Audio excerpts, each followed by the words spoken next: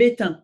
Oui, Dites le bétain. En lisant le oui, livre, j'ai tout vu, hein. Le bétain, vous attribuez plein des nominatifs au bétain. C'est l'enfant, c'est le môme, c'est le mioche qui vomit sa misère humaine, c'est la chose, c'est le solitaire, c'est celui qui chante dans sa tête tout le long. Le bétain chante dans sa tête.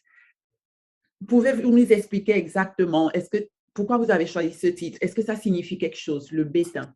oui. En fait, c'est un terme argotique, qui est de l'argot de Reims, là où j'ai grandi. Et en fait, ça veut dire, en gros, ça veut dire un abruti, un attardé, quelqu'un de bête, enfin quelqu'un qui est, oui, enfin, oui, qui est bête, quoi, en fait. Et c'est pour ça que je voulais prendre ce titre-là, parce que je le trouvais très fort, évidemment, pour moi.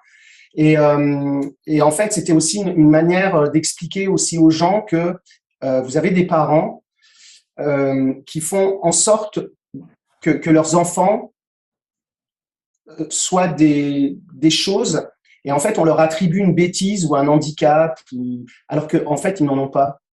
Hmm. Et c'est ça qui est terrible.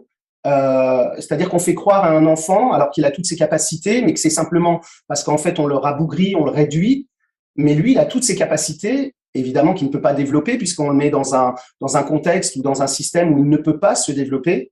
Et ensuite, on lui dit, tu vois, t'es bête. Mais en fait, non, pas du tout, il n'est pas bête. Mhm. Et ça, c'est quelque chose dont je parle énormément, parce que moi, je travaille beaucoup avec des enfants.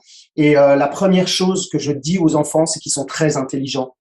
Justement pour qu'ils entendent toujours que cette notion de bête, d'attardé, ça n'existe pas chez moi. Tout à fait.